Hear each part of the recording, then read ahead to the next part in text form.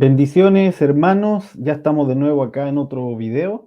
Esta vez vamos a hablar de las aguas del abismo y vamos a profundizar acerca de este tema que es bastante interesante. Y obviamente, en la medida que profundicemos, seguramente van a salir, se van a ramificar otros temas que podemos tratar en otros videos. Entonces, pero antes que esto, quiero agradecer a todos los hermanos que se han suscrito. Ya alcanzamos un número para mí muy simbólico, que es 7000. Y también estoy pensando en hacer un video acerca de los 7000, precisamente para celebrar esto. Así que quiero agradecerle a todos ustedes y a los que no se han suscrito, porque según las estadísticas de este canal, dice que hay una gran parte de hermanos que están viendo que no se han suscrito. Entonces, lo invito a apretar el botón rojo de suscripción y ojalá también el botón de la campanita, que es el que te avisa cuando un video llega. Entonces, quiero agradecer, como digo, a todos los hermanos que han estado en eso, también a los hermanos que ofrendan de vez en cuando, también agradecerles, muchas gracias por eso, porque lo hacen voluntariamente y aprovechan esa opción.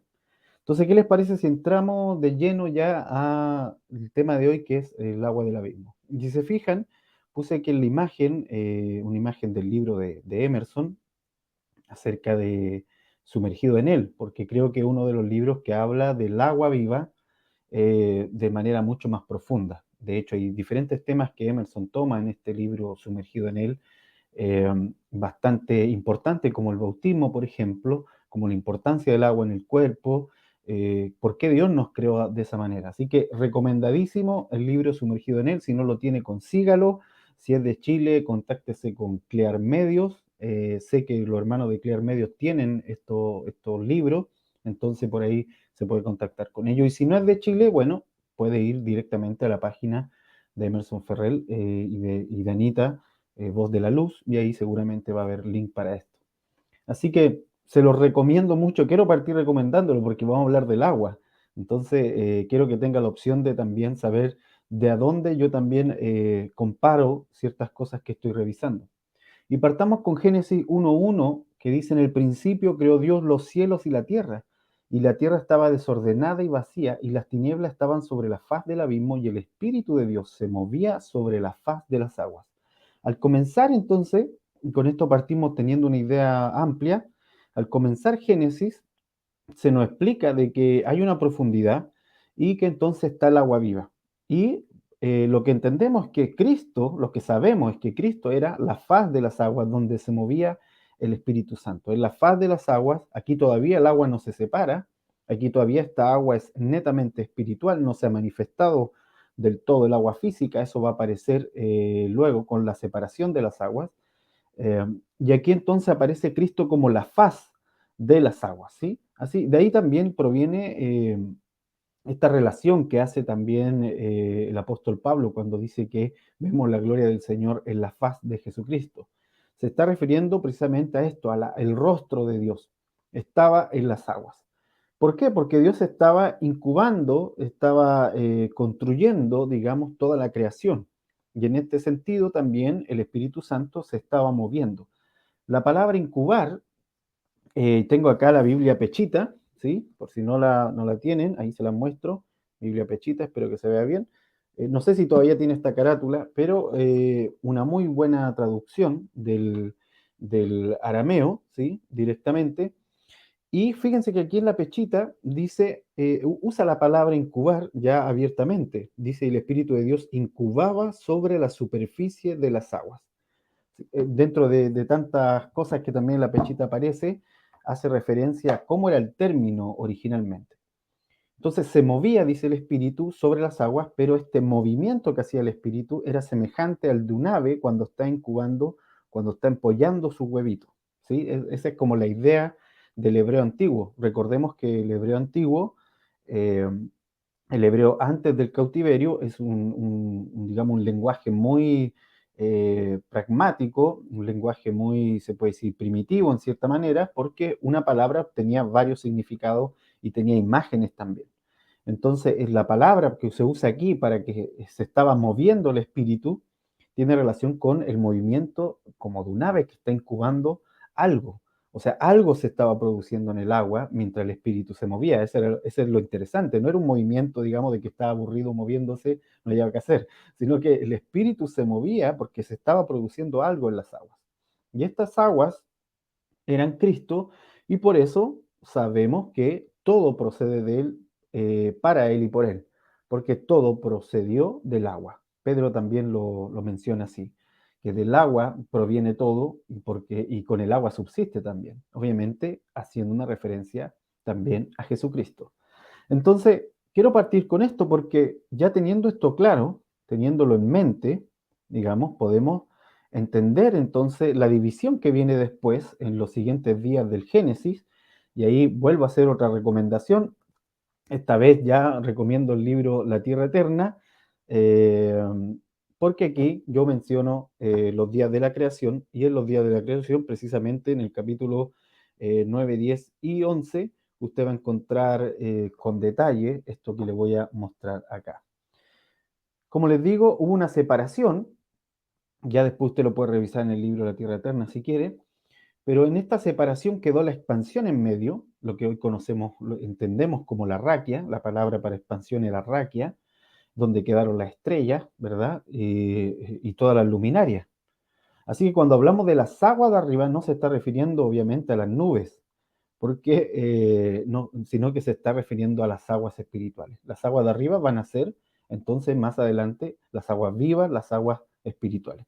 Aguas espirituales que no volvieron a tocar la tierra sino hasta que Cristo viene. ¿Sí? Esto es importante comprenderlo.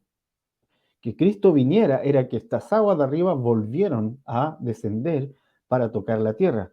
Se habían separado desde el Génesis y no habían vuelto hasta que tocaron la tierra, de nuevo con Jesucristo, ¿sí?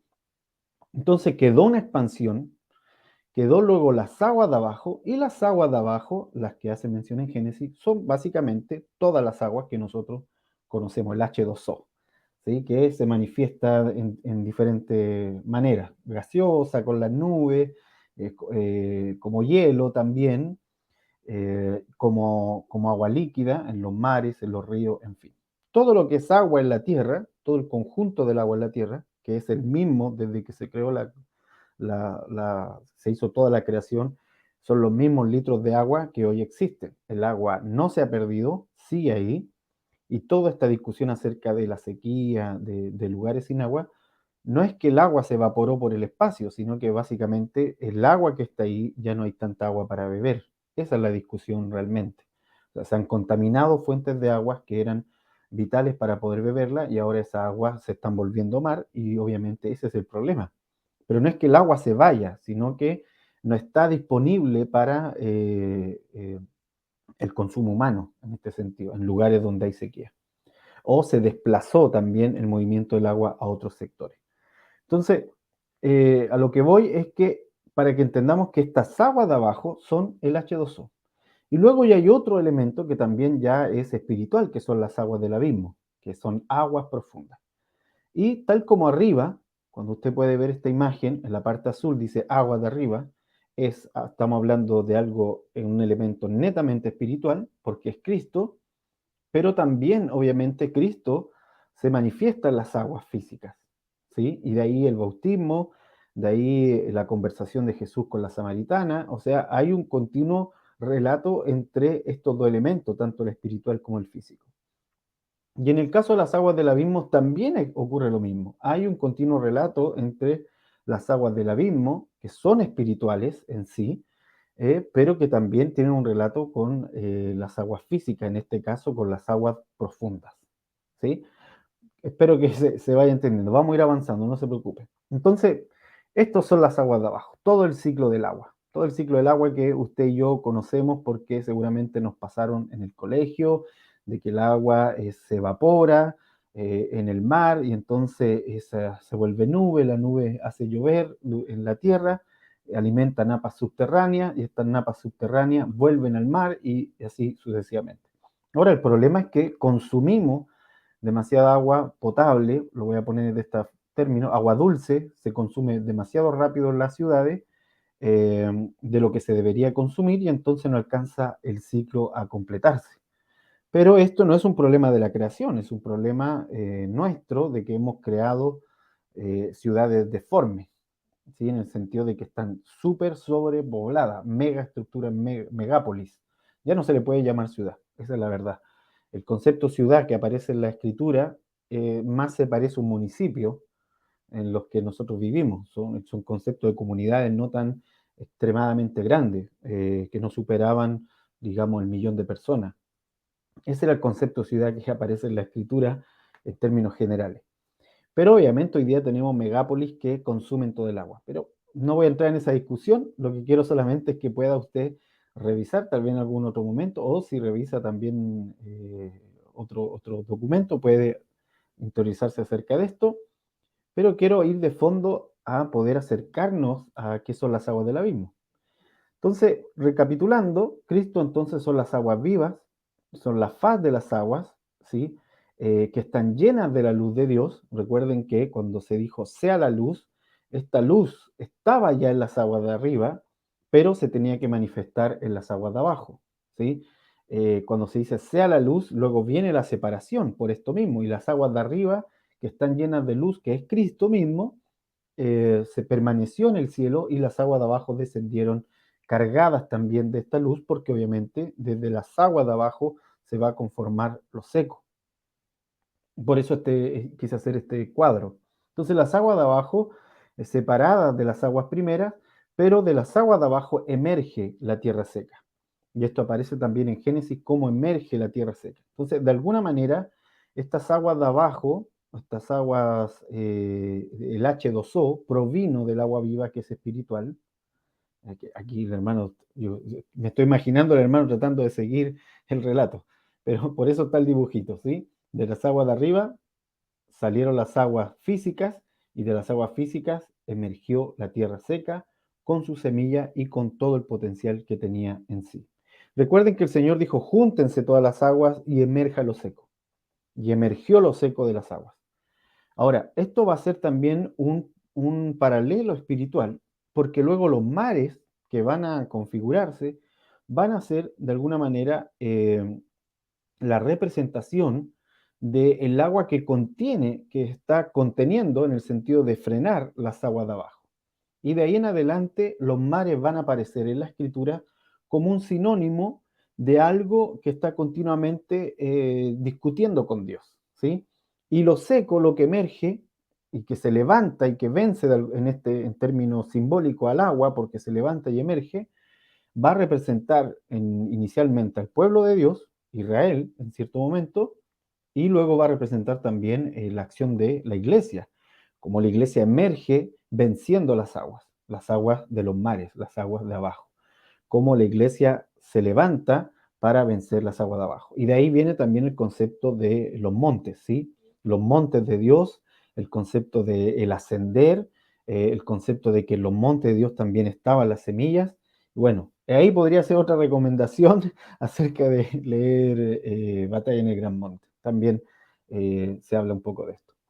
Pero entonces está la tierra seca y ahí estaban las semillas. Las semillas emergieron de lo seco y lo seco emergió de las aguas que salieron de Cristo. Esto es importante considerarlo, porque por esta causa es que las semillas van a ser un elemento importante, porque traen el ADN de Dios inicialmente. Ahora, hasta aquí va todo bien. Hasta aquí la creación todavía está en su perfecto estado, y vamos a ver que en el día séptimo el Señor incluso santifica la creación, la declara consagrada completamente en el día séptimo en el huerto. Amén. Así que hasta ahí va todo bien. Si el problema fue cuando entonces la humanidad cae y las aguas de abajo empiezan a mostrar, ¿sí? Toda esta esencia del agua profunda. Ya lo vamos a ver. No se preocupe, vamos avanzando. Entonces, la semilla primera debía expandirse, ese era el propósito original, obviamente declarado por el Señor cuando le dijo a Adán, multiplícate. A todo esto quiero hacer una aclaración. Ese llamado a multiplicarse no está hablando de tener muchos hijos. Cuando Dios le dice a Adán y a la mujer, multiplícate, sojuzga, se lo está diciendo cuando todavía no los forma de barro. Se los dice en su estado de diseño espiritual, de diseño eterno.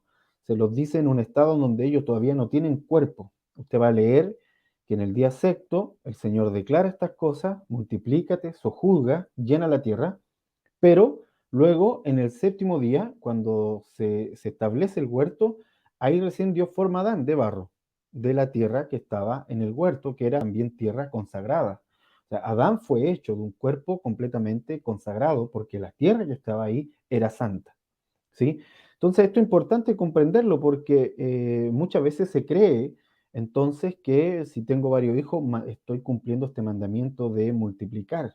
Pero Dios está diciéndole a él que multiplique el diseño humanidad original, que es un diseño de luz, eh, un diseño de luz, que era la imagen y semejanza de Dios en él. La imagen y semejanza de Dios no era lo físico, no era que había que parecerse a Adán, porque Adán se parecía a Dios en lo físico.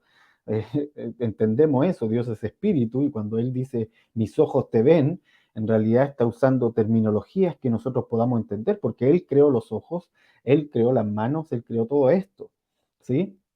Pero Él se trata de hacer entender para que nosotros lo comprendamos, diciéndonos, hablándonos de esto. Entonces, a lo que voy es que la semilla era la imagen y semejanza de Dios original en la esencia. La imagen y semejanza de Dios era luz, luz continua, perpetua, sin sombra. Eso era lo que Adán tenía que multiplicar. Y Adán y su mujer tenían que multiplicar esta luz, entonces, en toda la tierra. O sea, expandir la dimensión de Dios en toda la tierra, expandir la presencia de Dios por toda la tierra. ¿Sí? Ok, es importante hacer esta aclaración porque incluso si nosotros creyéramos que se trataba de tener hijos, el mandato de Dios, Pablo habría fracasado entonces en su obra y muchos de los apóstoles también. Sin embargo, ellos no mencionan en ninguna de sus epístolas de que están apurados por tener un par de hijos para cumplir el propósito de Dios, sino todo lo contrario, ellos están apurados por expandir esta luz que luego se completa y se establece realmente por medio del reino de Dios. Amén. Ok, entonces volviendo a este punto, la semilla primera debía expandirse, la semilla de Dios en Adán, o sea, esa imagen y semejanza, el ADN que él porta. Las aguas que la riegan, estas semillas, se representaban, eran aguas espirituales, pero estaban representadas en los ríos del Edén. Y la tierra donde tenía que ser puesta esa semilla también estaba representado en el huerto. Entonces el ADN que Adán portaba era el ADN de Dios en este sentido. Encarnaba su gloria, tenía el poder de las palabras y debía expandir su conciencia al conocer cada día más al Padre. En este sentido expandía la luz, porque Adán cada día tenía la oportunidad de seguir conociendo al Padre. No es que él fue formado y ya lo sabía todo, no, pero él tenía la condición de poder ir a lo profundo de Dios continuamente. Y eso iba a ser algo continuo, ¿sí? Ese era parte del plan de Dios, de que Adán expandiera esa conciencia de Dios en la tierra, o sea, de ser consciente de Dios en la tierra. Y como les digo, las aguas que regaban estas semillas se representaban en los ríos del Edén, que representaban los ríos de Dios que fluían en el espíritu de Adán para regar su identidad de hijo y sus pensamientos. Aquí entonces empieza el elemento agua, porque cuando hablamos de las aguas del abismo, y por eso estoy haciendo toda esta introducción un poquito más larga, cuando hablamos de las aguas del abismo, básicamente estamos hablando de esto mismo, de aguas que afectan el nivel espiritual. ¿Sí? Las aguas de Dios, las aguas vivas, nos lavan, nos limpian en términos espirituales. Las aguas, por ejemplo, la palabra dice que nos limpia porque viene también como esta agua. Cuando somos bautizados también hay un ejercicio ahí espiritual de dejar algo atrás, sepultado y resucitar con Cristo por medio del agua. Entonces, todo esto es agua espiritual. El nacer del agua del Espíritu es agua espiritual.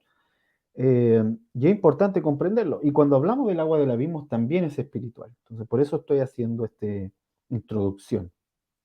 Y la tierra donde esta semilla era puesta era Adán, que tenía que ser puesto en una tierra eterna. Por eso le recomendaba el libro Tierra Eterna, ¿sí? Para que comprenda a qué me estoy refiriendo.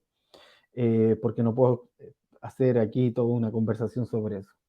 Entonces Adán fue puesto en la tierra eterna, inicialmente en el Edén, que era un espacio-tiempo consagrado, ¿sí? Ok, pero todos sabemos que hubo un problema, algo contaminó los pensamientos, contaminó la semilla. Si nosotros vamos a las leyes sobre la semilla, en Levítico dice que solo el agua puede contaminar la semilla, nos explica de que la semilla, si toca la tierra, toca una tierra que está sucia, no se contamina en sí, se puede recoger, limpiar y guardar. Pero si al caer en una tierra que tiene agua contaminada, entonces nos explican las leyes de Dios que no se podía tomar esa semilla de nuevo y usarla, porque ya había sido contaminada. O sea que un agua contaminada puede penetrar el ADN de una semilla y contaminarlo. ¿Sí? A eso me refiero. Entonces, en términos espirituales, esto también ocurre con las aguas del abismo. También ocurre con aguas que están contaminadas, pueden contaminar nuestro ser espiritual, nuestra conciencia de Dios, nuestra manera de ver el mundo se contamina por corrientes espirituales. Entonces, fíjense en Génesis 3:5, así es como se contaminó esto, dice, el diablo hablando. Sino que sabe Dios, dijo él, esto es muy falso, me río de lo falso que es, sino que sabe Dios que el día que comáis de él, del fruto, serán abiertos vuestros ojos y seréis como Dios sabiendo el bien y el mal. Todo esto es una mentira, ¿sí? Nada de lo que está diciendo aquí el diablo tiene un pedazo de verdad, nada, todo esto es una gran mentira. La gran mentira del diablo fue crear una ilusión futura y quitarles el presente, o sea, la conciencia que Adán tenía de que ya en ese momento podía conocer al Padre, podía ir a lo profundo de Dios, esa conciencia, y en el caso de la mujer también, ella tenía conciencia de que estaba rodeada de un lugar consagrado donde el Padre estaba ahí, pero esa conciencia es del presente, ¿sí? Es del ahora ser consciente de la presencia de Dios. ¿Y qué hace el diablo? Toma eso que tenía la humanidad y lo desplaza hacia el futuro. Le dice, podréis ser algo que ahora no eres. Eso le está diciendo. Normalmente el diablo funciona así. O sea, las aguas del abismo funcionan mucho así. Nos plantan una imagen del futuro, ya sea catastrófico o ya sea también prometedor, cualquiera de estas dos cosas, pero que es un futuro, es una ilusión. Y al desplazarnos hacia el futuro y mantenernos concentrados solo en el futuro, perdemos el presente. Y la fe se produce en el presente, no se produce en el futuro. Para el futuro el Señor tiene la esperanza, pero para el presente es la fe. La fe es ahora. Y se manifiesta en ser consciente de la voz de Dios continuamente, en el presente. Amén. Entonces, ¿qué hace el diablo? Mete esta gran mentira, todo como le digo es mentira, primero, porque cuando él dice, sino que sabe Dios, obviamente, está claro que el diablo no tiene idea de lo que Dios sabe. O sea, el diablo tenía, él como ángel que fue caído, tenía ciertos misterios que él manejaba, ciertos misterios espirituales que él manejaba, ciertos principios y recursos espirituales que él manejaba como ángel, pero una vez que cae, él se quedó con eso, era todo lo que sabía, pero eso no es ni el 1,000, no es ni el 0,000,1% de todo lo que Dios sabe. Entonces, y por eso es que Dios crea al hombre, en cierta manera, también para vencer a las tinieblas y no va él directamente a destruirlo porque sería una injusticia que Dios, siendo todopoderoso en todos los sentidos y omnisciente, aplastara una cucaracha de forma tan agresiva en ese sentido. Así que, ¿qué es lo que hace Dios? Pone a un ente, crea, en este caso al hombre, para que el hombre venza las tinieblas en una lucha, entre comillas, de igual a igual, o sea, entre creaciones, ¿sí? Para que se entienda, entre seres creados. Dios no es un ser creado. Así que desde su esencia, Él es superior a cualquier entidad, superior en todos los niveles, no solo en poder, también en sabiduría. Así que cuando el diablo dice, y sabe Dios, ahí está mintiendo, porque él no tiene idea qué es lo que sabe Dios, ni qué es lo que Dios había afirmado. Dice que el día que comáis de él serán abiertos vuestros ojos. Esto es falso porque los ojos de ellos fueron cerrados. Y seréis como Dios, ya se lo explico. Y seréis como Dios sabiendo el bien y el mal. Entonces, ellos quedaron ciegos de ver el reino invisible y la gloria de Dios. Aquí se lo explico fácil. Cuando Adán y su mujer se ven desnudos, no es que fueron abiertos sus ojos, sino que ellos se cerraron sus ojos a ver la gloria, porque antes estaban desnudos, pero estaban cubiertos por la gloria de Dios. Así que resplandecían. Pero una vez que sus ojos consumieron toda esta perversión, comen el fruto y en este sentido entra la incredulidad en ellos, porque ellos dejan de creer a lo que Dios le había asignado y empiezan a creer estas palabras de la serpiente. Cuando ellos hacen eso, se cierran sus ojos, no se abren, sino que quedan ciegos de la gloria de Dios. Dejan de ver la gloria, ¿sí? Lo pongo en otro término. Si nosotros tuviéramos, digamos, ojos para ver el campo electromagnético a nuestro alrededor, veríamos diferentes colores flotando a nuestro alrededor. Pero nuestros ojos son ciegos al campo electromagnético y por lo tanto no vemos estos colores flotando a nuestro alrededor. No vemos, por ejemplo, la aurora boreal, no sé si lo dije bien, que aparece en el Polo Norte, que es el campo magnético que por un efecto físico en algún momento se puede ver allá en el Polo Norte, en cierta estación, pero es por un efecto físico. Sin embargo, el campo electromagnético alrededor de la Tierra no lo podemos ver porque nuestros ojos son ciegos a ese campo electromagnético. No están adaptados para poder verlo. Entonces, lo que ocurrió con Adán es que sus ojos dejaron de estar capacitados para ver la gloria. Y por eso se vio desnudo, ¿sí? Dejó de ver lo que lo cubría. De paso perdió la gloria también. Entonces dejó de ver el mundo espiritual. De plano empezó a perder esa capacidad. Yo creo que no la perdió de golpe. Esto es una opinión mía. No lo perdió de golpe, sino que tal como la muerte lo alcanza cuando él ya tiene como 1000 años, también así fue perdiendo de forma progresiva su capacidad de ver el mundo espiritual y de conectar con el mundo espiritual. No creo que haya sido de golpe, sino que la muerte fue entrando en él poco a poco con este primer golpe inicial, obviamente, pero luego fue poco a poco deteriorando sus capacidades espirituales. Entonces, ciego de ver el reino invisible y la gloria de Dios, pierde la hijidad, involuciona en este sentido a esclavo, así que cuando dice seréis como Dios fue falso, sino que perdió su imagen de Dios y quedó a imagen de esclavo.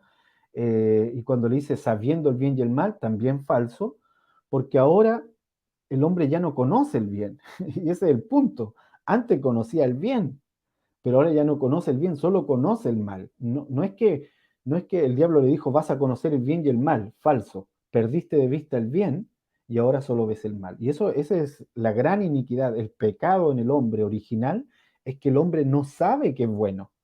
Ese es el punto. Nosotros no sabemos que el bueno, lo bueno se nos es revelado por medio de Cristo. La justicia solo se es revelada por medio de Jesucristo, no de otra manera.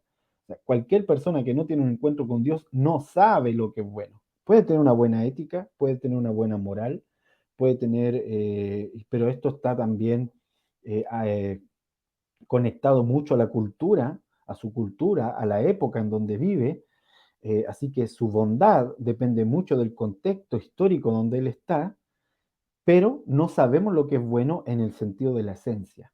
La esencia del bien está en Dios y es revelado por Dios a sus hijos en cada época, pero por medio de Jesucristo. Así que Adán perdió el bien completamente y ahí se genera una conciencia dualista, un dualismo religioso en su mente que básicamente está orientado al mal y a la conciencia del pecado. O sea, todo el tiempo soy consciente, cuando no tengo a Cristo, estoy todo el tiempo siendo consciente del pecado. ¿Sí? Por eso Cristo tuvo que venir a rescatarlo. Amén. Entonces, esto es importante porque aquí estamos hablando cómo se contamina la semilla cuando entra un río, un agua espiritual de las palabras de la serpiente. Esto contaminó la semilla, el ADN que había en Adán. Amén. Ok, entonces la corrupción de la semilla tiene relación con esto. Un Adán caído, un ADN sin gloria, aguas de incredulidad que entraron en él. A esto ya le podríamos decir que eran aguas del abismo, aguas de perversión, estas aguas de incredulidad. ¿Por qué? Porque el diablo no estaba hablando desde lo alto, estaba hablando desde una condición caída. La tierra de espinos y cardos, también, aquí vemos los tres elementos, el ADN como semilla, las aguas y la tierra, los tres elementos que se necesitan para que una semilla crezca, son contaminados. Entonces el ADN de Adán pierde el ADN de Dios y su imagen, sus pensamientos se corrompen y su sangre comienza a generar iniquidad. Esto es importante porque la sangre del Adán, que podía estar frente a Dios antes, porque tenía el ADN de Dios, la gloria de Dios en él, ahora esa sangre está contaminada y se requiere entonces sacrificio más adelante. Todos sabemos que Dios hace el primer sacrificio al vestir a Adán y este es un punto importante de inflexión, y luego Abel va a tomar esta revelación, la va a acrecentar y va a presentar los primeros sacrificios delante del Señor con corderos. Lo hace por revelación, ¿sí? Eh, y entonces se pierde, el punto es que se pierde la imagen de Dios. Las aguas también pierde la agua de las aguas vivas, por eso sale del huerto y ya no puede tocar los cuatro ríos. ¿Sí? Luego sabemos que la tradición judía dice que el Señor se llevó el Edén, básicamente. Y se llevó obviamente entonces los elementos espirituales, incluso de los ríos del Edén. Entonces las aguas, al creer en otra voz, regó sus pensamientos de incredulidad y dualismo. La tierra también es contaminada porque la tierra es sujetada a vanidad y responde con maldición de espinos y cardos, de ahí en adelante. Ahora, todo esto va a ser revertido por Cristo. Todo, absolutamente todo.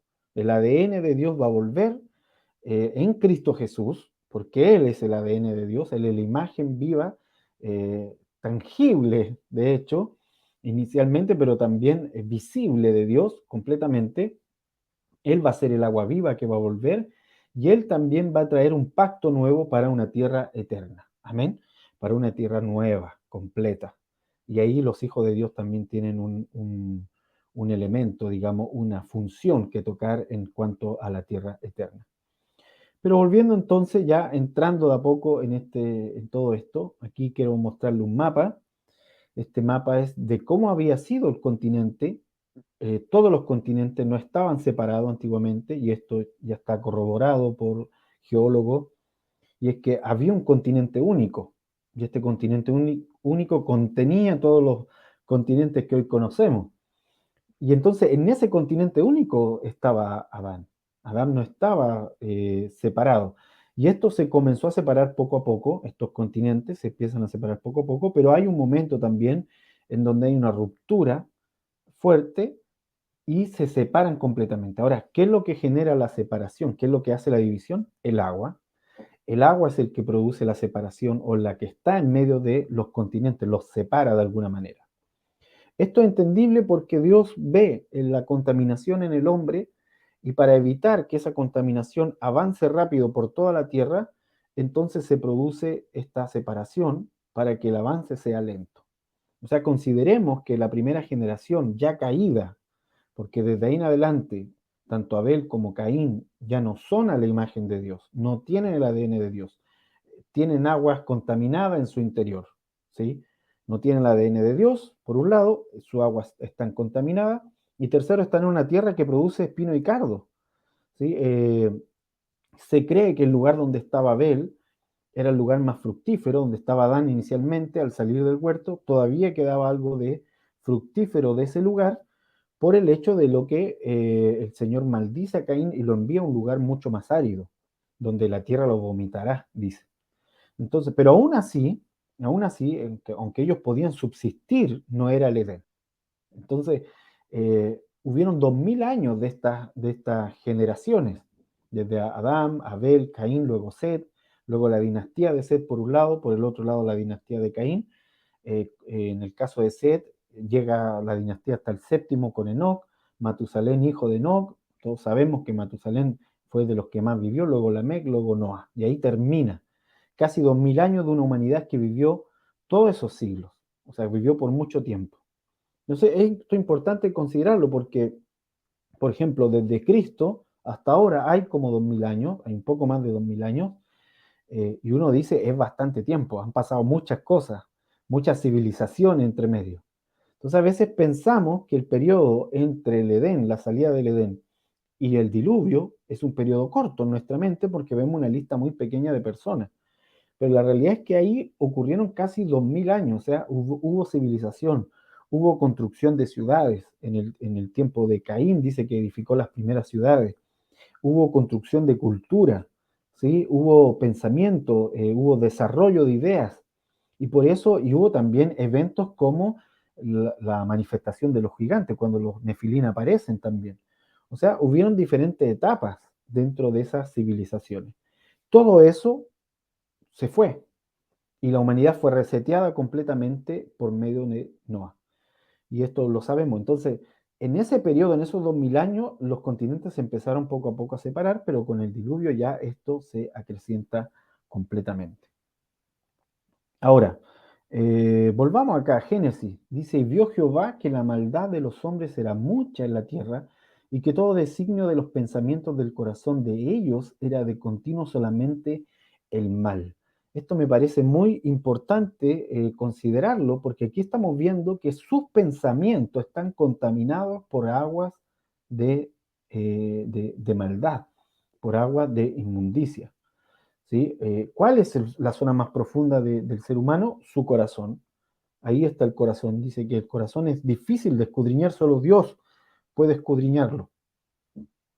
Porque incluso el corazón tiene esta condición de ser engañoso.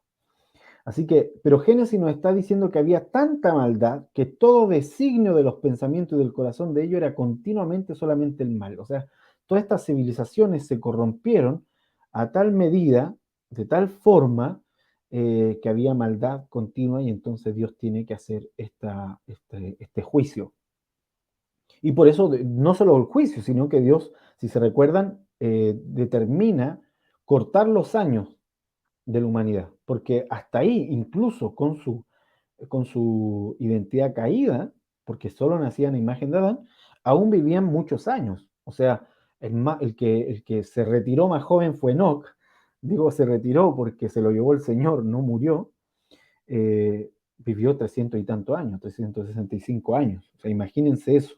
Sus primeros hijos casi todos los tenían a la edad de 60, 70 años, eran los primeros hijos que tenían en esa época. Ahora, yo he estado estudiando bastante este periodo de la historia de la humanidad, tanto en las escrituras como en las tradiciones, los últimos 2 años, y lo he estado haciendo porque estoy escribiendo una novela basada en esa época. Entonces, me he interiorizado bastante en esto, en este sentido. Y de ahí y leyendo también los libros de Enoch, obviamente, que nos dan muchas luces acerca de lo que se vivía en ese momento, pero también otros libros de tradición judía, sobre todo, y de tradición arameo, semita, acerca de este periodo. Entonces, a lo que quiero ir, básicamente, es que efectivamente todas las culturas se estaban contaminando porque habían seres que tenían mucho tiempo para pensar y aparte lo que pensaban era maldad, o sea, había una inclinación del pecado del hombre de destrucción, ¿sí? Esto es importante entonces entenderlo para entender el juicio que viene. Entonces, las semillas de su interior, su ADN, su esencia, estaban sumergidas en aguas estériles, en aguas de incredulidad, en aguas de contaminación. Sus corazones se transformaron en profundos abismos. Y aquí ya vamos entrando entonces a la idea inicial de las aguas del abismo. Yo sé que a veces me doy unas vueltas medias largas para explicar algo, pero sin el contexto no podemos entender todo. Y eso es importante entonces, porque si no, podría yo hacer una recapitulación de dónde aparece abismo en la escritura y se los leo y ahí se acabó. Entonces, sería muy aburrido por un lado y no habría mucho que entender de eso. O tendríamos todo fuera de contexto. Entonces aparece entonces el juicio de Dios con tormenta. Esto es interesante porque hasta ese momento no había llovido, solo un vapor se levantaba a regar toda la tierra, pero mientras pasaban esos 2000 años, se empezaron a juntar las nubes en el cielo. Y luego cuando se junta la nube en el cielo, en el tiempo ya de Noé, estas nubes empiezan a tronar porque empieza a venir el momento de la lluvia, de la gran lluvia, ¿sí? Esto es muy interesante comprenderlo porque Job también nos dice que el trueno es la manifestación de el juicio de Dios contra la iniquidad. Lo dice así literalmente, pero él truena, golpea, en ese sentido, el sonido contra la iniquidad. Es un sonido de golpe contra la iniquidad. Entonces, ¿por qué? ¿De dónde sacó esto Job? Job, sabemos que uno de los libros, si no el más antiguo de toda la escritura. Sabemos también que posiblemente Job no era de la descendencia de Abraham, pero sí era semita, en este sentido de la descendencia de Sem, de Noé. Sabemos esto. eh, y por esto también podemos comprender que de dónde él tiene ese conocimiento. Bueno, lo tiene de los relatos que él conoce del diluvio y cómo aparecen las nubes ya en el tiempo de Noah, se empieza a oscurecer el cielo, un fenómeno que no habían visto esa humanidad, y empieza entonces a tronar el juicio del Señor. Ahora, ¿y dónde están las aguas del abismo? Porque la lluvia no era agua del abismo, era agua de juicio. Aparece aquí, en el momento en que dice Génesis 7:11, en el año 600 de la vida de Noé, estaba jovencito Noé, porque él vivió hasta los 900, todavía tenía un aspecto como el nuestro cuando tenemos 40, 50, 60 años, por ahí. En ese aspecto estaba Noé. En el mes segundo, a los 17 días del mes, aquel día fueron rotas todas las fuentes del gran abismo, fíjense, y las cataratas de los cielos fueron abiertas. O sea, hay dos situaciones que ocurren aquí. Se abren las cataratas de los cielos, los depósitos, dice la escritura, bajan entonces todas las aguas del cielo, y aquí quiero ser enfático, no es que Dios crea más agua, sino que abre depósitos de agua, ¿sí? De la tierra. Hay depósitos de agua en la tierra, ¿sí? Eso es, tenemos que considerarlo. Hay depósitos de agua en lo profundo de la tierra.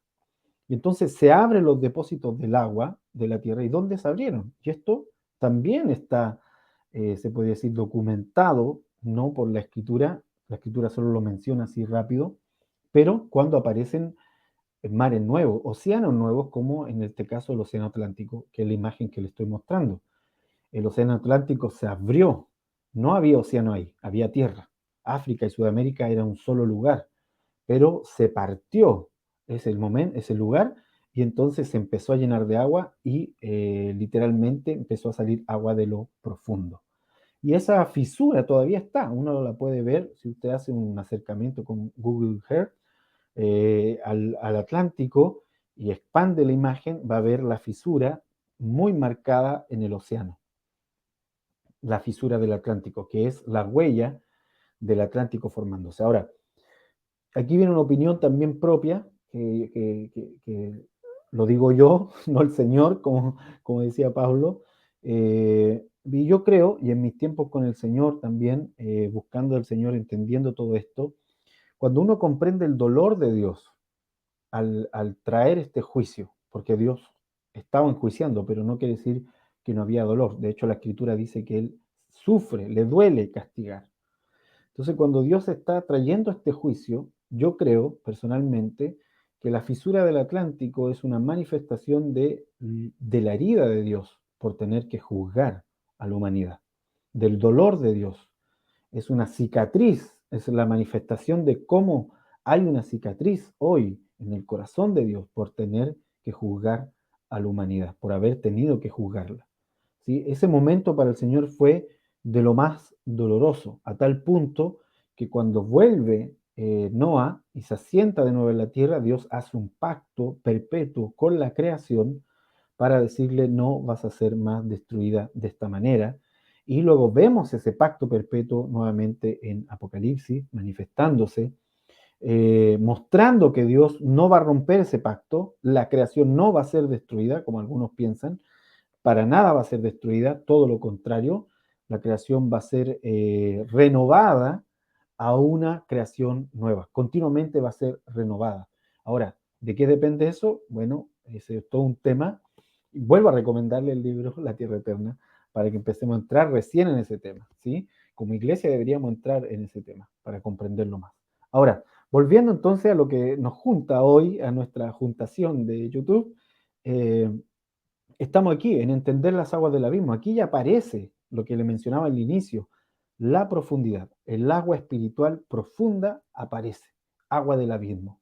Y aparece en la figura de los mares, que es la figura, como le explico, también le expliqué al principio, es una figura profética en cierto momento de que hay una diferencia entre el mar y lo seco. De hecho, el mar viene a ser figura de los gentiles también para Israel, o sea, de los pueblos que no tienen a Dios, una figura simbólica. Aquí puse unos mapas de cómo se fue separando el continente y el diluvio fue parte de eso, fue parte importante de esta separación. Vuelvo a reiterar, incluso estos mapas que tienen los geólogos también son aproximaciones, nadie sabe realmente de qué manera de forma literal ocurrió, solo son aproximaciones. Pero también nos habla de algo que la escritura sí está diciendo, de que hay aguas del abismo que aparecieron. Si se fijan en estos mapas van a ver que mientras iban ocurriendo estas diferentes divisiones de los continentes, muchos sectores quedaron inundados completamente. La escritura dice que se inundó toda la Tierra. Pero los geólogos obviamente son un poco, no creen en esto, así que ellos dicen, sí, efectivamente tenemos huellas de mares en lugares donde hoy hay desierto. En el desierto de Atacama, por ejemplo, que está en Chile, se han encontrado huellas de que ese desierto fue sedimento marino, o sea, fue polvito de mar, del polvito que uno encuentra abajo cuando se sumerge, se zambulle y llega al suelo, digamos. Así que ahí hubo agua. También en la Pampa Argentina, también hay lugares donde se han encontrado vestigios de mar y diferentes zonas, África, Asia, de lugares así. Incluso en la conciencia de las culturas de diferentes continentes, continentes separados por estos mares que luego aparecen, en este caso el Atlántico es el nuevo mar, y se van a aparecer otros tipos de océanos, como el Océano Índico también, estos diferentes océanos, incluyendo el Mediterráneo que se expande, que aparece, que emerge también el Mediterráneo, todos estos mares que van a aparecer eh, trajeron inundaciones en el momento. O sea, estamos hablando de unos movimientos de placa inimaginable hoy en día. Eso fue terrorífico, cómo se movió todo eso. El punto es esto, cuando queda la culminación de esta separación, ya Noé está asentado. Todo esto no fue de un día para otro, quiero explicarlo, ¿sí? Que se entienda. Pero sí hay vestigios de esta inundación. Y como decía, todas las culturas de los diferentes continentes tienen mitologías que hablan de estas inundaciones. Independiente de qué idioma hablen, qué lengua hablen, tienen mitologías de inundaciones. Y eso es algo, así como aparecen pirámides en todas partes y todavía no se lo pueden explicar porque no lee la Biblia. También hay inundaciones, mitología de inundación en todas partes, que tampoco se las pueden explicar porque obviamente para eso hay que leer y creer. No solo leer, también creer. Entonces, volviendo a este punto, el abismo quedó al descubierto y cubrió toda la tierra. Y quise poner aquí una imagen de algo que se conoce hoy como las fosas marianas. Fíjense cómo el Everest, que es el monte más alto que tenemos, cabe todo entero en las fosas marianas. Cabe y sobra todavía, sobra profundidad. O sea, hay lugares muy profundos. Eso quiero mostrarles, muy profundos en el mar. Y no es que llegando abajo me voy a encontrar con un espíritu o algo así, no. Lo que estoy tratando de mostrarle es que hay representación física de lo que Dios nos está hablando de aguas profundas. O sea, si queremos entender a qué Dios se está refiriendo, hay una manifestación física que podemos nosotros utilizar. De hecho, en las fosas marianas hay un punto donde la luz ya no entra, hay un punto en donde la presión lo comprime todo. O sea, hay diferentes efectos que produce esta profundidad, ¿sí? Y hay aguas profundas, espiritualmente ya hablando, que están ahí, estuvieron ahí apresionadas y que se abrieron cuando fue el diluvio. ¿Sí? Se rompieron las fuentes del abismo, dice la escritura. Ahora, ¿por qué estoy explicando todo esto? Aquí mire otra imagen muy interesante, la que está ahí en amarillo con azul. Se ve, esto es como una especie de fotografía geológica, se ve la fisura del Atlántico muy notoria, y la que está al otro lado, la otra imagen, quise ponerla ahí porque precisamente es en el Océano Atlántico donde está la mayor historia de comercio triangular, que era este comercio que tomaba esclavos del continente africano mayormente, aunque no era el único lugar donde tomó esclavos, para luego vender esos esclavos en América. Con el dinero que ganaban de la venta de los esclavos, compraban especies en América, que habían ahí semillas sobre todo de diferente índole, y estas especies las vendían de vuelta a Europa. ¿Sí? Las vendían, ganaban mucho dinero, con ese dinero volvían a armarse para ir a buscar más esclavos. Y así continuamente entonces es que se eh, llenó, digamos, de esta industria del dolor y de la perversión, obviamente, porque en el Señor no hay ese tipo Dios no aprueba ese tipo de práctica, eso está claro. De hecho, sin el cristianismo no habría desaparecido la esclavitud. Ahora, Job 38, 16 dice, ¿has entrado tú hasta las fuentes del mar y has andado escudriñando el abismo? Te han sido descubiertas las puertas de la muerte. Fíjense cómo está relacionando el abismo con las puertas de la muerte. ¿Y has visto las puertas de la sombra de muerte? ¿Por qué? Porque en esta profundidad hay una atracción hacia la muerte, hay una atracción hacia lo profundo de dimensiones de muerte. Ahora, otra imagen más interesante, estoy llenando la imagen y ya estoy por terminar y en un segundo video voy a seguir explicando otro elemento, porque esto es para largo, o sea, podría yo decirle el agua del abismo está abajo y listo ya, pero quiero que lo comprendamos ya con todo. Fíjense que si ustedes ven, Sudamérica y África estuvieron juntas como continente, por eso es la imagen más clara, la imagen blanca que está ahí, y la Antártida estaba abajo también conectada. Ahora, la Antártida tiene agua del diluvio todavía ahí, hecha hielo. O sea, si hay agua del diluvio intacta, está en la Antártida. En la Antártida, que ya se han hecho, la Antártida es todo un continente, o sea, no crean que es una islita. Cuando nosotros fuimos a la Antártida, de hecho, todo el tiempo que pasamos por ahí no tocamos el centro de la Antártida. Como les digo, es todo un continente. De hecho, la Antártida tiene incluso cordillera, es enorme. Ahora, si se fijan, tengo también la imagen de aquí América y África. Esta es una imagen, la imagen más azul que tomé estando en el avión en el viaje a África. Estábamos justamente saliendo, esta es la imagen que te permiten ver en la pantallita del avión de cómo va trayecto. Yo le tomé una foto porque íbamos de Sao Paulo a Johannesburgo y desde ahí íbamos a pasar a otro país de África, esa era digamos, la escala que había que hacer.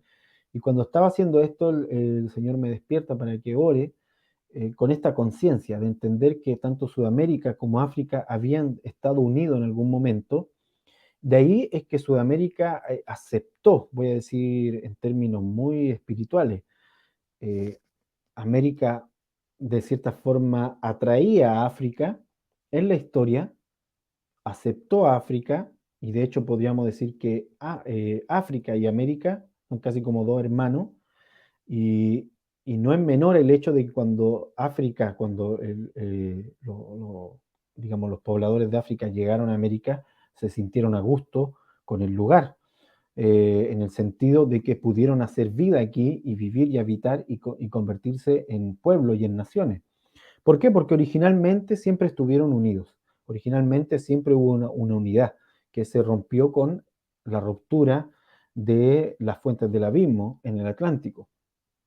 ¿Sí? Ahora, cuando íbamos viajando, justamente, como les comento, el Señor me despierta para que empiece a orar y yo miro la ventana, esta pantallita, y veo que específicamente estamos pasando por la fisura. Y ahí es cuando hice esta oración que el Señor me pidió con algunos elementos para llegar a África. El punto a lo que quiero ir es que todo esto que tiene que ver con el abismo engloba mucho más elementos de los que a veces nosotros consideramos. Y uno de los elementos que engloba es que la ruptura de la fuente del abismo cambió completamente la manera, la dinámica en que el hombre se movía en la tierra. ¿Sí?